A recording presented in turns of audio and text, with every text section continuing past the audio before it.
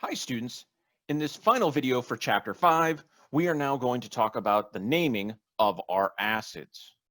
So an acid can be defined as a substance that yields H plus hydrogen ions when dissolved in water.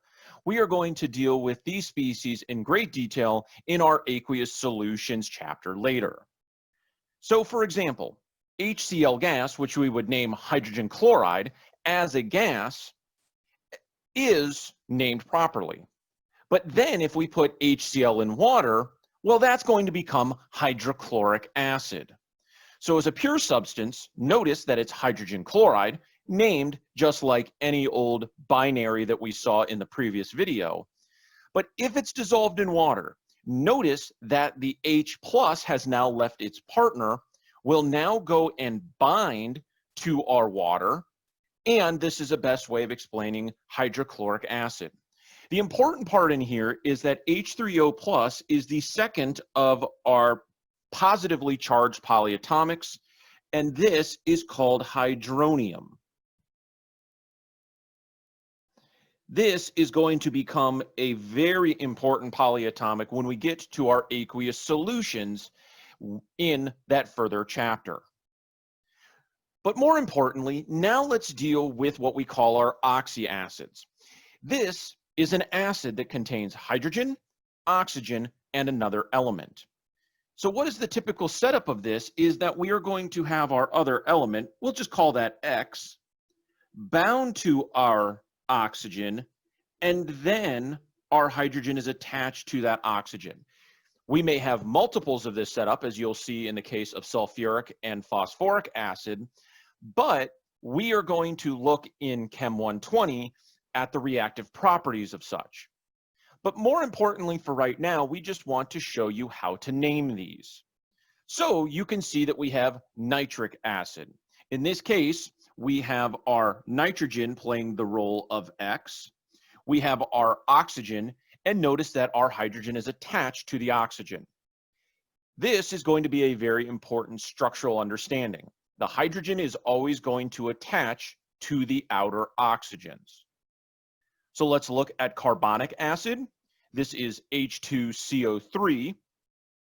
Notice that I have two hydrogens attached to two oxygens. That is the first one, and you will see this here. And our carbon is going to play the role of our X element. And then finally, we can go to phosphoric acid.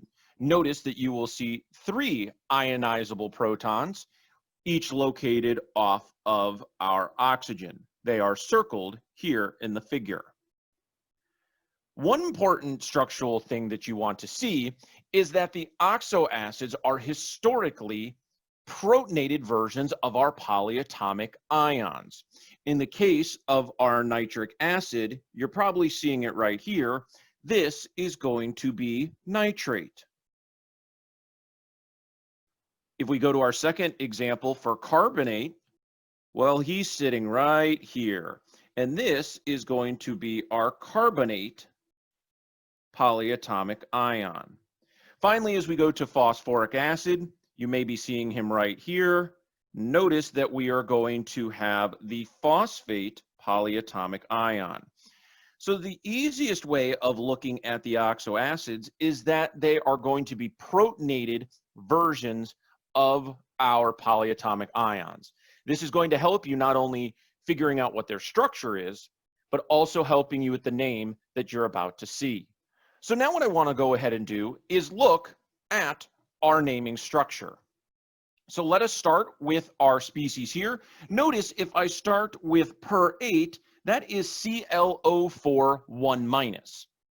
So that starts as perchlorate.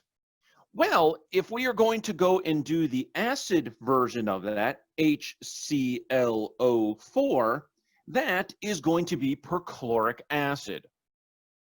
If we go and remove one oxygen, like we saw previously, we would end up having ClO3 1-. We called that chlorate. Now, if we go and have HClO3 as an acid, this would be chloric acid. So the nice thing about this is that go ahead and name it with the ion and then go and name it as the acid. So if I go to ClO2, 1-, that we know as chlorite, this is going to become chlorous acid. So that is HClO2, and that is the systematic name. Finally, if we go to ClO1-,